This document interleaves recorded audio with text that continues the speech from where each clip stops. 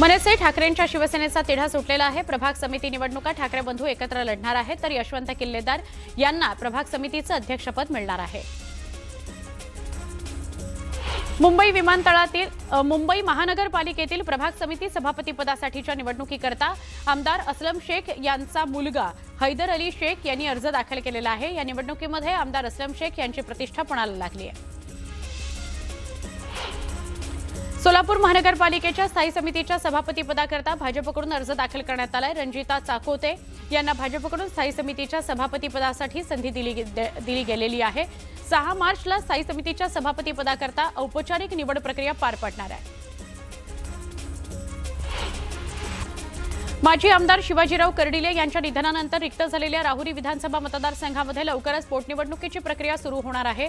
पुढील 10 दिवसांमध्ये निवडणूक प्रक्रिया सुरू होण्याची शक्यता आहे। दरम्यान ही जागा बिनविरोध करत अक्षय कर्डिलेंना संधी देण्याची मागणी सुजय विखे पाटील यांनी केली।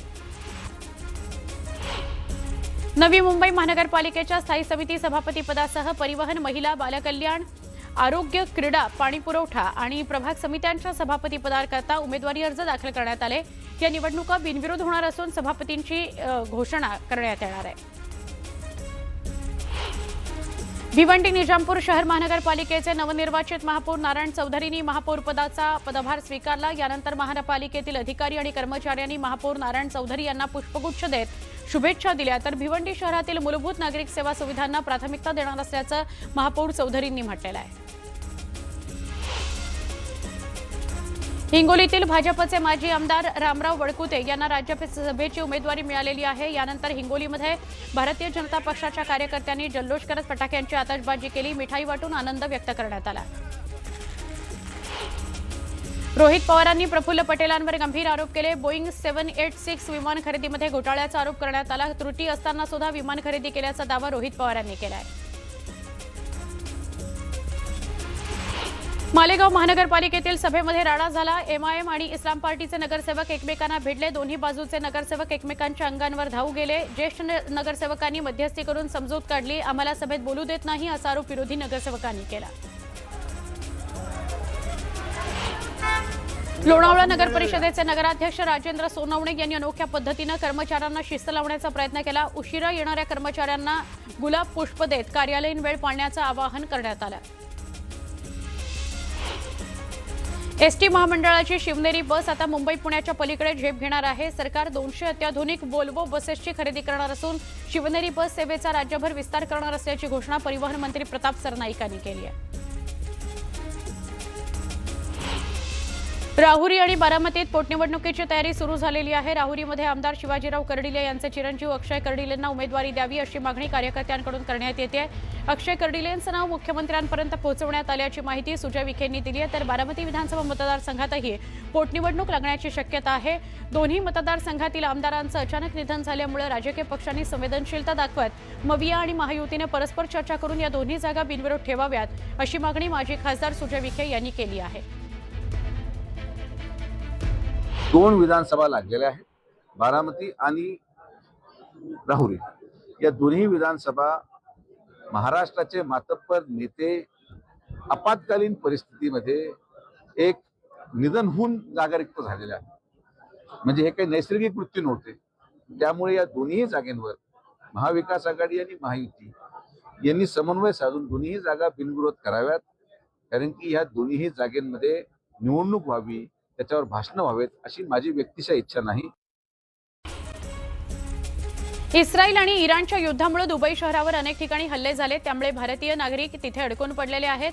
मात्र सुरुवातीच्या 2 दिवसांनंतर आता दुबईमध्ये परिस्थिती पूर्वपदावर येत असल्याचं चित्र आहे। या ठिकाणी अडकलेल्या धुळ्यातील मॉन्टी पाटील यांनी व्हिडिओ शेअर करत सर्व परिस्थिती नियंत्रणात असल्याचं म्हटलंय। लातूर जिल्ह्यातील तब्बल 23 नागरिक आखाती देशांमधील विविध शहरांमध्ये अडकल्याची माहिती समोर आलेली आहे। दुबई, अबुधाबी आणि कतारमध्ये जिल्ह्यात 23 स्थानिक अडकले आहेत। हे सगळेजण सुरक्षित आहेत। अमेरिका, इस्रायल आणि इराण यांच्या युद्धाच्या पार्श्वभूमीवर पेट्रोल डिझेलचे दर वाढणार असल्याची अफवा पसरली आहे। त्यामुळे जळगावच्या यावल शहरामध्ये 4 चाकी दुचाकीमध्ये पेट्रोल भरण्याकरता नागरिकांनी पेट्रोल पंपावर गर्दी केली। सोने चांदीच्या भावात गेल्या 2 दिवसांमध्ये मोठी घसरण झाली. चांदीच्या भावात गेल्या 2 दिवसांमध्ये 23,000 रुपयांची घसरण झाली. गेल्या 2 दिवसात 6,000ची एकूण घसरण झालेली आहे. नवी मुंबईतील दहिसर मोरी इथल्या ठाकूरपाडा परिसरामध्ये एका गोदामाला भीषण आग लागल्याची घटना घडली आहे. आगीमुळे परिसरात मोठ्या प्रमाणावर धूर पसरलेला बघायला मिळाला. नागरिकांमध्ये भीतीचं वातावरण आहे. आगीवर नियंत्रण मिळवण्याचे शर्थीचे प्रयत्न सुरू आहेत. विविध प्रलंबित प्रश्नांवरून सुरू असलेल्या मेळघाट संघर्ष महापदयात्रेला आक्रमक वळण मिळालं. शेकडो समर्थकांच्या उपस्थितीत बच्चू कडू यांनी जारीदा इथल्या वनविभागाच्या कार्यालयाला घेराव घातला. प्रशासनाचं लक्ष वेधून घेतलं. वनपरवानग्यांअभावी पाणी, रस्ता, वीज आणि आरोग्य सुविधांची कामं रखडल्याचं सांगत त्यांनी तीव्र नाराजी व्यक्त केली. जळगावच्या रावेर तालुक्यातल्या महाराष्ट्र मध्य प्रदेश सीमेवरून जाणाऱ्या वाहनधारकांकडून काही अज्ञात लोक पैसे वसूल करत असल्याचा आरोप ग्रामस्थांनी केला. या प्रकरणामध्ये आता ग्रामस्थांनी कारवाईची मागणी केलेली आहे आणि परिवहन अधिकाऱ्यांना तसं निवेदन दिलेलं आहे. अफगाणिस्तान मार्गे भारतात येणाऱ्या स्वस्त चायनीज बेदाण्यामुळे राज्यातील द्राक्ष उत्पादक शेतकऱ्यांना मोठा आर्थिक फटका बसतो. या प्रकरणामध्ये केंद्र सरकारच्या सीमाशुल्क विभागानं काटेकोर कारवाई करावी अशी मागणी आमदार डॉक्टर अतुल बाबा भोसले यांनी विधानसभेत केली. नागपूर जिल्हा परिषदेला ISO मानांकन मिळालेलं आहे. प्रशासनातील गुणवत्ता, पारदर्शकता आणि लोकाभिमुख सेवा प्रदान करण्याकरता नागपूर जिल्हा परिषदेला ISO 2009-2015 प्रमाणपत्र देण्यात आलंय. नागपूर महानगरपालिकेच्या नाग, पिवळी आणि पोहरा नदी स्वच्छता अभियानाचा शुभारंभ करण्यात आला. पालिकेकडून नाग, पिवळी आणि पोहरा नद्यांचं पात्र पूर्णपणे स्वच्छ करून पावसाळ्यामध्ये पाणी सुरक्षित आणि सुरळीत वाहण्याकरता ही मोहीम राबवण्यात येत आहे. नदी स्वच्छता अभियानासाठी 6 पोकलेन्स मशीन कार्यरत करण्यात आलेली आहेत. रत्नागिरी जिल्ह्यातील मच्छीमारांमध्ये आता पारंपरिक लाकडी मासेमारी बोटींपेक्षा फायबर बोटींची मागणी वाढताना दिसते. पूर्वी समुद्रामध्ये मासेमारीसाठी लाकडी बोटींचा मोठ्या प्रमाणात वापर होत होता, मात्र त्या तयार करण्याचा खर्च जास्त आणि देखभालही अवघड असल्याने मच्छीमार आता आधुनिक पर्यायांकडे वळतायत. हलकी, टिकाऊ आणि तुलनेनं कमी खर्चिक असलेल्या फायबर बोटी तयार करून घेण्याकडे मच्छीमारांचा कल वाढला आहे. कोकणातील पारंपरिक शिमगोत्सव आता अंतिम टप्प्यामध्ये पोहोचला आहे. शेवटच्या दिवसांमध्ये उत्साह शिगेला पोहोचलाय. रत्नागिरी जिल्ह्यातील दापोरी तालुक्यातील तेरे वाईंगणी या गावामध्ये भैरी देवीसह 7 देवांच्या पालख्यांचा भक्तांच्या भेटीचा सोहळा मोठ्या भक्तिभावात सुरू आहे. देवांच्या पालख्या घराघरांमध्ये जात असून गावातील वातावरण भक्तिमय झालंय.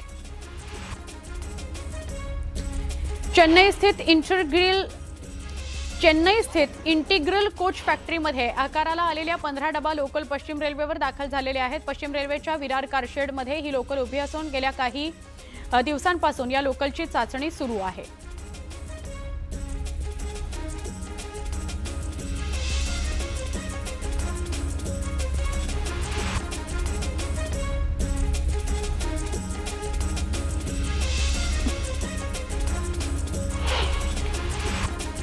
गेल्या काही दिवसांच्या तुलनेमध्ये काल मुंबईतील उकाड्यामध्ये लक्षणीय वाढ होऊन पारा 38.7 अंशांवर गेला. यामुळे मुंबईच्या कमाल तापमानामध्ये मंगळवारच्या तुलनेनं 5 अंश सेल्सिअसनं वाढ झाली.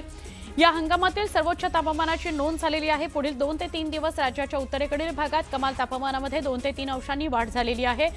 वाढ होईल अशी शक्यता हवामान विभागानं वर्तवली आहे. वाहतूक पोलिसांमार्फत ई-चलान प्रणालीमार्फत सुरू असलेल्या जाचक दंडवसुली विरोधात राज्यभरातील वाहतूकदार आक्रमक झालेले आहेत. सरकारनं दंडवसुलीतून नियमबाह्य लूट सुरू केल्याच्या निषेधार्थ वाहतूकदार आजपासून संपावर जाणार आहेत. ऑटो रिक्षा, टॅक्सी बरोबरच ऐन परीक्षेच्या काळात शाळांच्या बसेस बंद राहणार आहेत. संप पुकारतानाच वाहतूकदार आपल्या मागण्यांकडे सरकारचं लक्ष वेधण्याकरता आझाद मैदानात भव्य मोर्चा काढणार आहेत. त्यानंतरही सरकार पातळीवर तोडगा न निघाल्यास शुक्रवारपासून बेमुदत संपावर जाण्याचा इशारा वाहतूकदारांनी दिला आहे. मुंबई ते विजयदुर्ग या बहुप्रतीक्षित रोरो सेवेचा विस्तार आता अधिक व्यापक होणार आहे. या मार्गावर आता रायगडमधील दिघी, रत्नागिरीतील जयगड आणि सिंधुदुर्गातील वेंगुर्लाही 3 नवे थांबे देण्याचा निर्णय महाराष्ट्र सागरी महामंडळानं घेतलेला आहे. या तिन्ही ठिकाणच्या जेटींची कामं अंतिम टप्प्यात आलेली आहेत. येत्या महिनाभरामध्ये ही सेवा प्रवाशांकरता खुली होईल. वाढत्या तापमानासोबत लिंबाचे दर चढू लागलेले आहेत. उन्हाचा तडाखा वाढताच लिंबाची मागणी वाढली आहे. बाजारात भाव तेजीत आहेत. आठवड्याभरापूर्वी 60 ते 70 रुपये किलोनं मिळणारं लिंबू आता 90 ते 105 रुपयांपर्यंत पोहोचलं आहे. किरकोळ बाजारामध्ये एक लिंबू 3 रुपयांवरून थेट 5 ते 6 रुपयांपर्यंत विकलं जात आहे. एसटीच्या बसवर वेगमर्यादा ओलांडल्याप्रकरणी 1.5 कोटी रुपयांहून अधिक दंड आकारण्यात आला आहे। विशेषतः मुंबई पुणे द्रुतगती मार्ग या मार्गावर हे चलान ठोठावण्यात आलं। या पार्श्वभूमीवर एसटीने संबंधित दंड रद्द करण्याची मागणी परिवहन कार्यालयाकडे केली आहे। अमेरिका, इस्रायल, इराण यांच्यातील युद्धाच्या परिणामी खनिज तेलाच्या किमतीचा फटका रुपयाला सुद्धा बसलाय। रुपयाने डॉलर मागे पहिल्यांदाच 92 खालील पातळी ओलांडली। 92.35 असा ऐतिहासिक नीचांक नोंदवलाय। एक महत्त्वाची बातमी, नाशिकमध्ये कथित स्त्रीबीज प्रकरणामध्ये मोठी कारवाई करण्यात आली आहे। डॉक्टर अमोल पाटीलला अटक करण्यात आली आहे। सरोगेट माता एजंट म्हणून काम करत असल्याचा आरोप त्याच्यावर आहे। डॉक्टर अमोल पाटीलला अंबरनाथच्या न्यायालयामध्ये हजर करण्यात आलं। त्याला 5 दिवसांची पोलीस कोठडी सुनावली गेली आहे। याआधी या प्रकरणामध्ये 4 महिलांना आणि एका मेडिकल चालकाला अटक झालेली आहे। त्यांची रवानगी न्यायालयीन कोठडीत करण्यात आलेली आहे।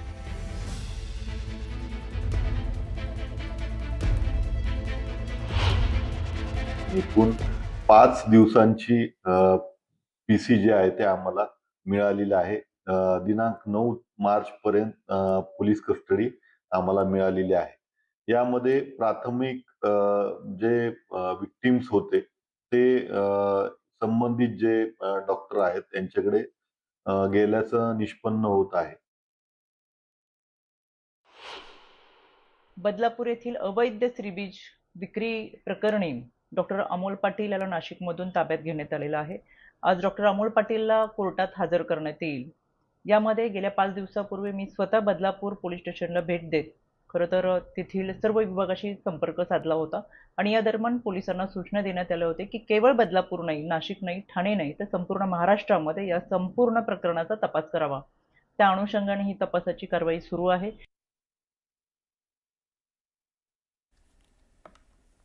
पुन्हा एकदा वेगवान स्वरूपातल्या बातम्या। नागपूर महानगरपालिकेचे आयुक्त अभिजित चौधरी यांची बदली करण्यात आली आहे। नागपूरच्या आयुक्तपदावरून डॉक्टर अभिजित चौधरी यांची बदली करण्यात आली आहे। त्यांना पुणे महानगर विकास प्राधिकरणावर पाठवण्यात आलेलं आहे। राज्यातील 75 शाळांना अल्पसंख्याक दर्जा दिल्याच्या प्रकरणात ही कारवाई करण्यात आली आहे। कोल्हापुरात महामार्गावर 16 मार्चपासून हेल्मेट सक्ती करण्यात आली। कोल्हापूर प्रशासन नो हेल्मेट नो एंट्री अभियान राबवणार आहे। किणी कागल या नाक्यावरून हेल्मेट नसेल तर प्रवेश दिला जाणार नाही।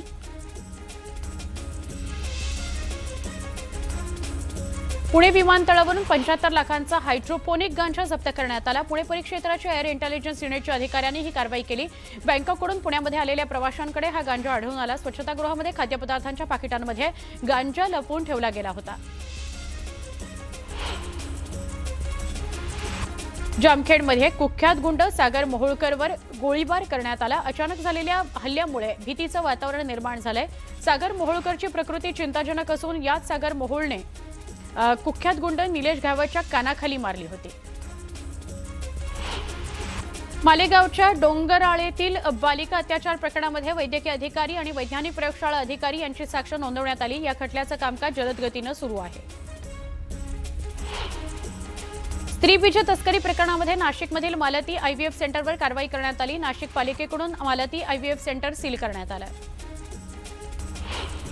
बदलापुरातील स्त्रीबीज तस्करी प्रकरणामध्ये नाशिकमधील अमोल पाटील या डॉक्टरला अटक करण्यात आली आहे। डॉक्टर अमोल पाटील 5 दिवसांची पोलीस कोठडी त्याला दिली गेली आहे। आतापर्यंत या प्रकरणात 6 जणांना अटक आहे।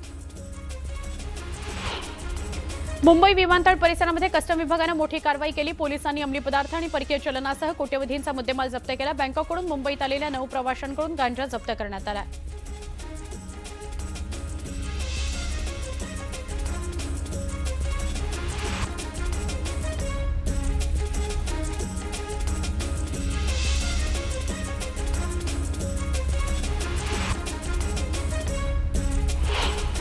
बातमी बीडमधून आहे। बीडमधील जीएसटी विभागातील अधिकारी सचिन जाधव आत्महत्या प्रकरणामध्ये आरोपी प्रदीप फाटेला 3 दिवसांची पोलीस कोठडी सुनावण्यात आली। दरम्यान सचिन जाधव याची पत्नी मयुरी जाधव यांनी सखोल चौकशीची मागणी केलेली आहे।